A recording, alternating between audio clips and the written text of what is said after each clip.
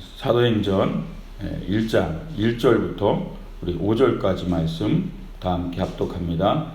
데오빌로요, 내가 먼저 쓴 글에는 무릇 예수께서 행하시며 가르치시기를 시작하신부터 그가 택하신 사도들에게 성령으로 명하시고 승천하신 날까지의 일을 기록하였노라. 그가 고난받으신 후에 또한 그들에게 확실한 많은 증거로 진히 살아계심을 나타내사 40일 동안 그들에게 보이시며 하나님 나라의 일을 말씀하시니라. 사도와 함께 모이사 그들에게 분부하여 이르시되 예루살렘을 떠나지 말고 내게서 들은 바 아버지께서 약속하신 것을 기다리라. 요한은 물로 세례를 베풀었으나 너희는 몇 날 못되어 성령으로 세례를 받으리라 하셨느니라. 아멘. 한번 따라하시기 바랍니다. 새로운 시작을 위한 성령 세례. 이 사도행전은 복음서를 이어가는 이제 가교적인 역할을 하는 누가가 쓴 또 하나의 복음서라고 보셔도 됩니다. 그래서 누가복음을 쓰고 누가복음과 연결해서 읽으셔도 좋습니다. 성경을 읽으실 때. 그래서 제가 처음에 마태복음을 할까 누가복음을 할까 하다가 제가 그래도 왕의 복음을 전해야 되겠다 그래서 마태복음을 하고 사도행전으로 들어간 건데요. 뭐 어떤 걸 읽으셔도 상관은 없습니다. 누가는 예수님 살아계실 때 제자가 아니에요. 사도 바울과 함께 동역을 하면서 그때 사도 바울에게 많은 도움을 줬던 의사이면서 또 헬라인이기 때문에 많은 이방 사역에 큰 도움을 준 누가는 사도 바울의 조력자입니다. 그래서 이 사도행전을 보면 바울 중심으로 많이 기록이 되어 있어요. 누가가 바울과 함께 사역을 합니다. 그래서 앞부분에는 베드로를 중심으로 한 초대교회의 사도들의 사역과 그리고 또 이어서 사도 바울의 사역이 쭉 이어져서 마지막 로마로 갈 때까지 이 복음의 이 역사서라고 보시면 돼요. 그 역사가 쭉 기록된 게 이게 사도행전이에요. 그래서 오순절 성령감의 그 역동적인 역사부터 마지막 사도 바울이 로마로 끌려가는 것으로 사도행전은 쭉 이어지게 됩니다. 그래서 이 사도행전은 제가 한 절 한 절 이렇게 말씀하면서 이렇게 강해를 해 나가도록 하겠습니다. 1절과 2절 보면요. 데오빌로요, 내가 먼저 쓴 글에는 무릇 예수께서 행하시며 가르치시기를 시작하신부터 그가 택하신 사도들에게 성령으로 명하시고 승천하신 날까지의 일을 기록하였느라.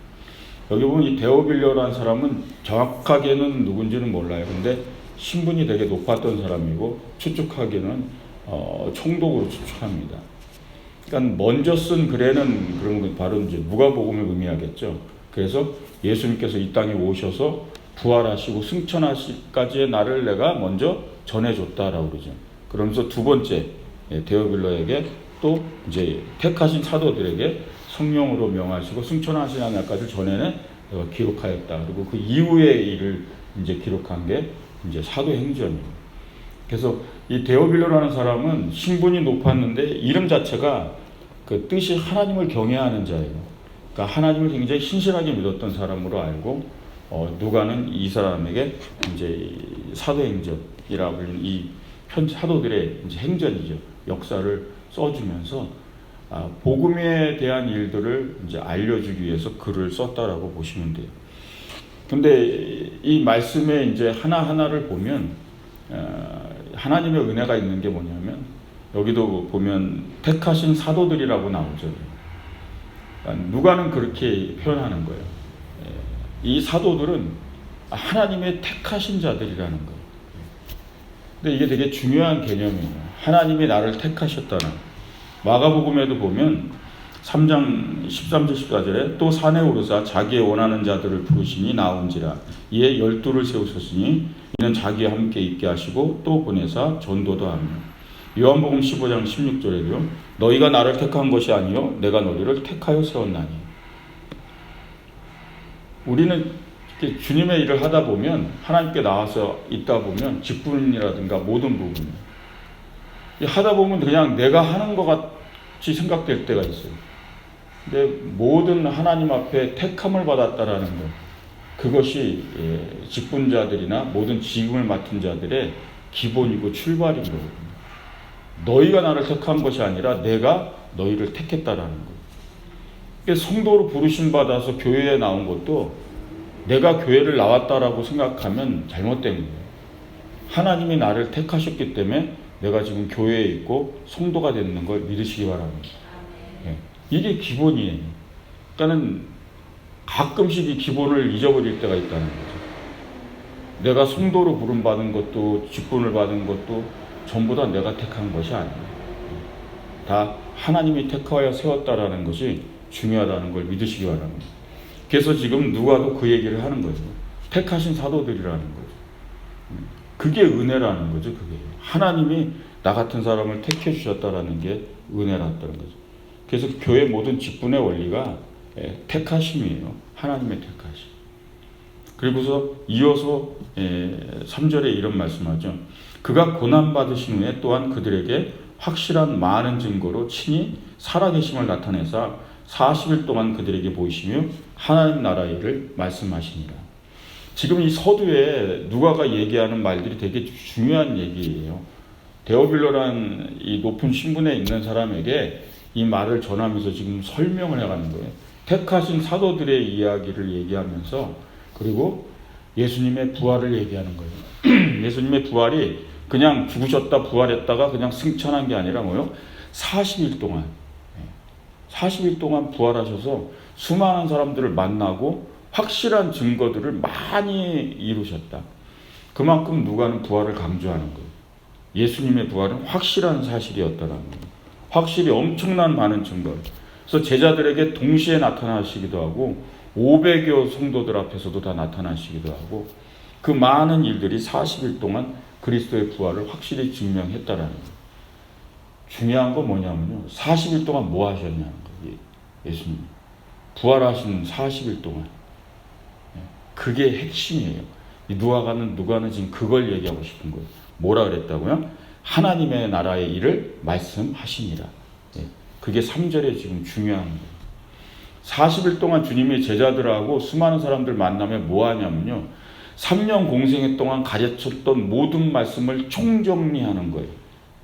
그러니까 하나님의 나라에 대해서 재정리를 해주셨다는 얘기예요.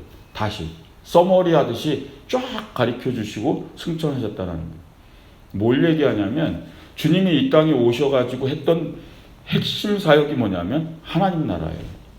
하나님 나라를 증거하는 것, 하나님 나라를 가르치는 것, 살아 계셨을 때도.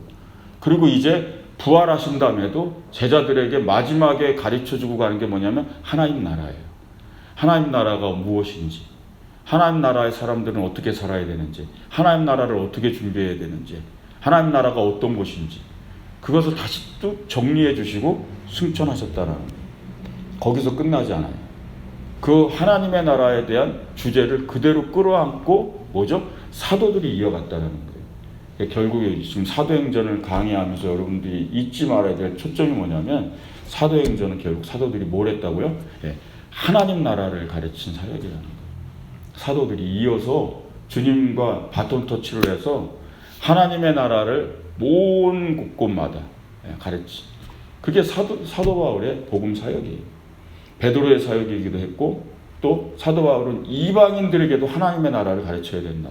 그래서 그 수많은 1차, 2차, 3차 전도여행을 하면서 교회를 세워가면서 뭘 했냐면 하나님의 나라를 가르친 거예요. 이게 결국은 복음의 진수고 핵심인 거예요. 하나님의 나라를 가르쳐. 그래서 우리는 하나님의 나라에 늘 눈을 떠야 되는 줄 믿으시기 바랍니다. 그래서 예수님이 이 땅에 오셨어도 회개하라 천국이 가까웠느니라. 하나님 나라 얘기하신 거예요. 그리고 하나님의 나라 사람들은 이 땅에서 어떻게 살아야 되는지를 또 가르치신 거고 천국 복음을 내가 전파해야 하리라. 복음에서도 계속 나가요. 누가복음에도 누가도 이 얘기를 그렇게 했어요. 4장 43절 복음서에 내가 다른 동네에서도 하나님의 나라 복음을 전하여라 하리니 나는 이 일로 보내심을 입었노라. 복음서에도 분명히 명시하고 있어요. 누가 예수님이 이 땅에 보내심을 입은 이유가 하나님의 나라의 복음 전하기 위해서. 그래서 사도 바울도 똑같이 하나님의 나라에 대한 복음을 전하며 사도행전을 이어가는 거예요. 그래서 사도행전 28장 마지막 장이거든요. 23절 31절에 이렇게 기록되어 있습니다.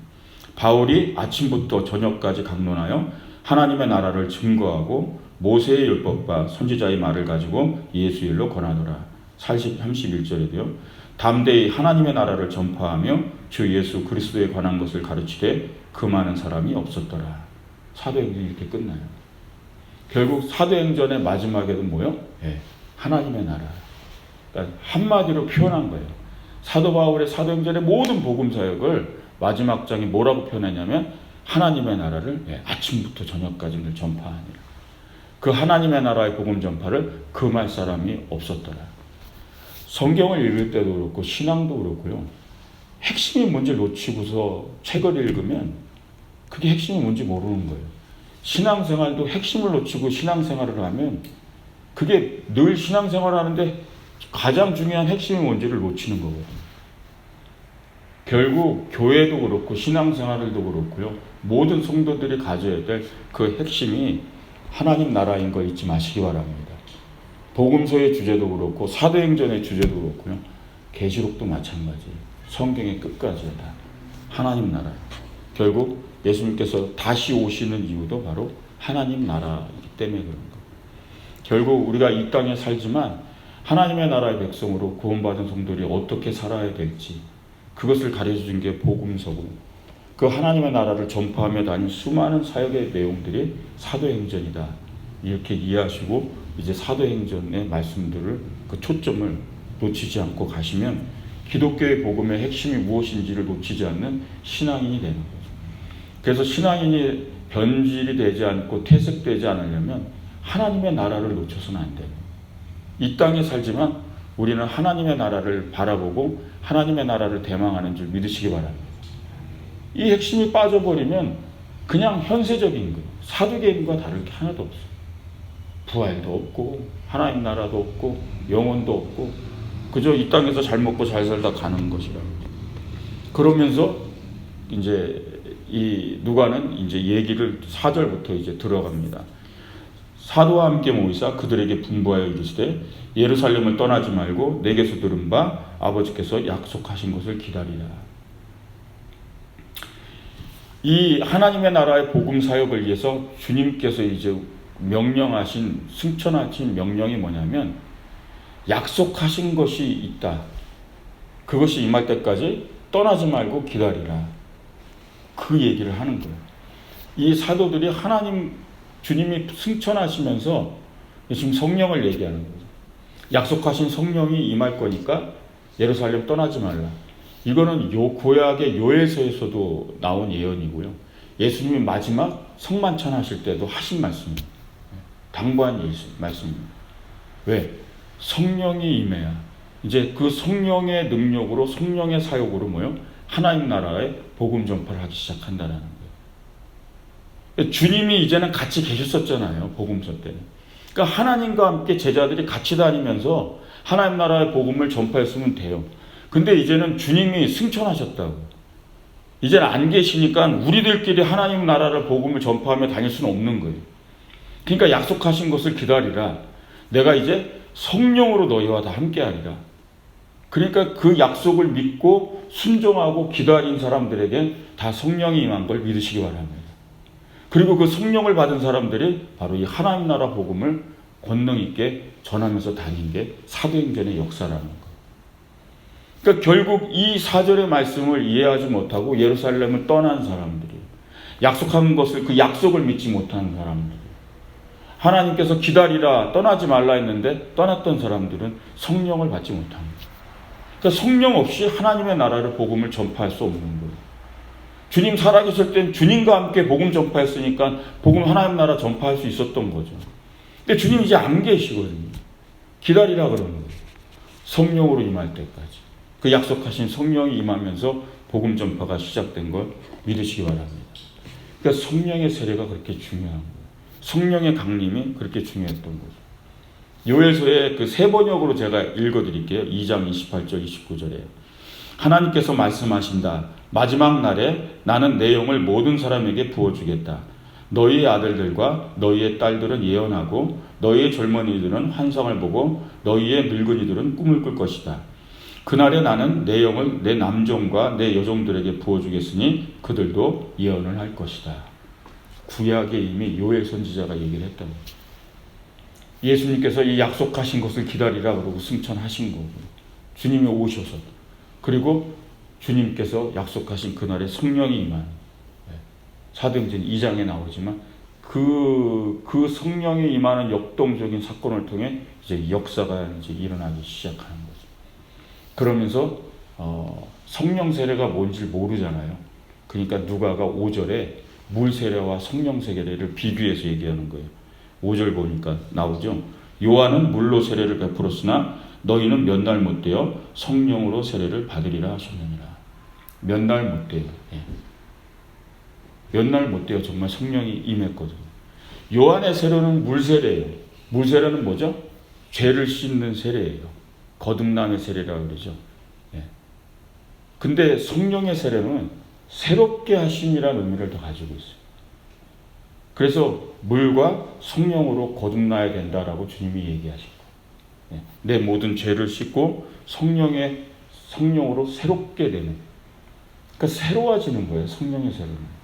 이전에 내 모습과 과거의 옛사람과 다른 새로운 모습들이 드러나기 시작하는 게 성령의 세례라는 거예요. 그래서 제가 주제를 새로운 시작이라고 한 거예요. 성령을 통한 새로운 시작이 사도행전의 역사인 걸 믿으시기 바랍니다. 그래서 주님과 함께 복음서를 써나갔고요. 사도행전 때부터 뭐죠? 성령과 함께 복음을 써나가는 거예요. 성령으로. 그래서 성부와 성자와 성령의 삼위일체라는 교리가 설계된 거예요. 제자들이 만약에 성령을 받지 못했다면 하나님의 나라라는 복음 전파를 이어갈 수가 없었던 거예요. 120년도가 그렇게 엎드려 기도할 때 성령이 임했고요. 성령과 함께 복음 사역이 시작된 거죠. 교회는 지금도 마찬가지예요. 지금도 사도행전은 계속 이어간다라고 다 얘기하죠. 사도행전은 끝난 게 아니라 우리를 통해 계속 이어져 가고 있다는 거예요.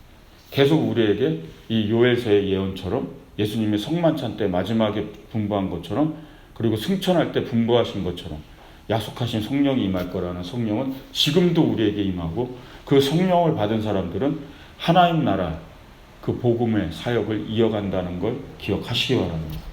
이것이 핵심이에요. 그러니까 성경과 복음에 대한 핵심의 이 줄기를 놓쳐버리면 성경을 읽어도 다 엉뚱한 거예요. 구약을 읽어도 구약의 핵심이 뭔지, 신약의 핵심이 뭔지, 계시록의 핵심이 뭔지를 다 읽는 거예요. 하나님 나라예요. 하나님 나라.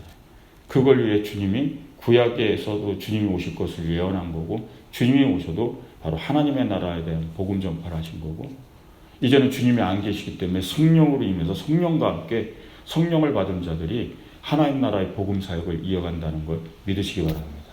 그게 지금까지요. 앞으로도요. 내가 아니래도 하나님의 사람들은, 성령의 세례가 임한 사람들은 하나님 나라의 복음을 계속 이어가는 거예요.